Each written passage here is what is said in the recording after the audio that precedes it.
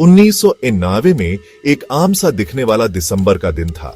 Indian airlines की flight 814 Kathmandu से दिल्ली की एक रेगुलर फ्लाइट एक भयानक संकट में फंस गई। टेक ऑफ के थोड़ी देर बाद ही प्लेन के हाईजैक होने की खबर से सबके होश उड़ गए। हथियारबंद अपहरणकर्ता कॉकपिट में घुस गए।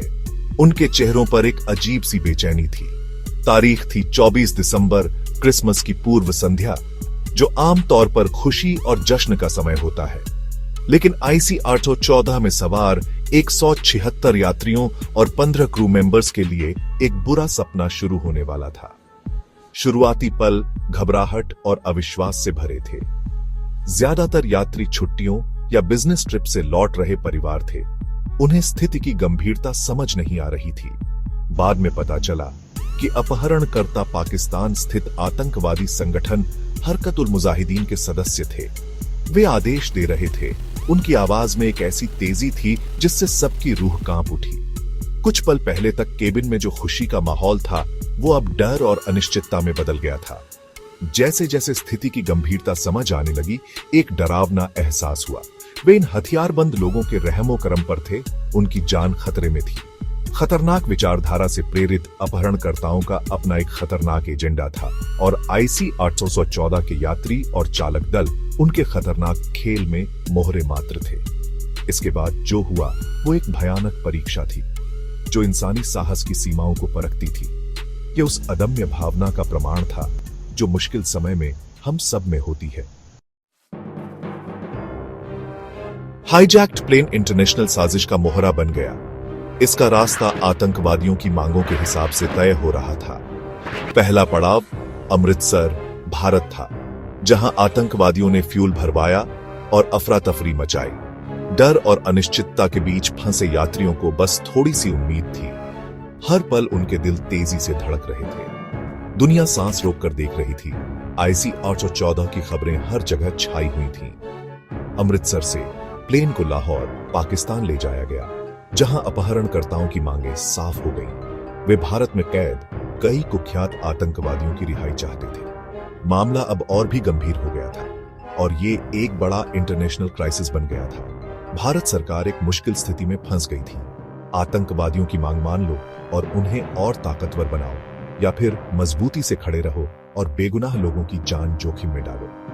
लाहौर में एक तनावपूर्ण गतिरोध के बाद प्लेन को आखिरकार जाने दिया गया, लेकिन उनकी मुसीबतें अभी खत्म नहीं हुई थी। आखिरी मंजिल कंधार, अफगानिस्तान थी, जो उस समय तालिबान के कब्जे में था। यात्री और चालक दल एक जटिल भू राजनीतिक खेल में मोहरे बन गए थे। उनका भाग्य अंतर्राष्ट्रीय आतंकवाद और देशों के एजेंडे से जुड़ गया था। दिन रात में बदलते गए और बंधक हाईजैक प्लेन में मुश्किल हालात झेल रहे थे। हवा में डर भरा था। लगातार हिंसा का खतरा मंडरा रहा था। जरूरत की चीजें भी अब लग्जरी बन गई थीं। नींद एक दूर का सपना थी और हर निवाला डर के साथ खाया जाता था।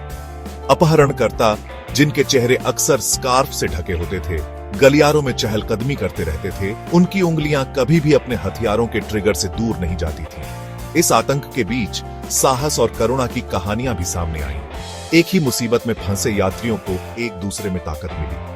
वे अपना कम खाना बांटते थे, एक दूसरे को दिलासा देते थे और अपने अपनों से मिलने की उम्मीद से जी रहे थे। क्रू मेंबर्स ने अद्भुत बहादुरी और साहस दिखाते हुए यात्रियों की देखभाल की, अपने डर को खुद में ही दबाए रखा। सबसे भयानक पल तब आया जब अपहरणकर्ताओं ने एक युवा यात्री रूपिन कथियान की बेरहमी से हत्या कर दी। इस घटना ने पूरे प्लेन को हिलाकर रख दिया। सुरक्षा का भ्रम टूट गया और बंधक निराशा में डूब गए।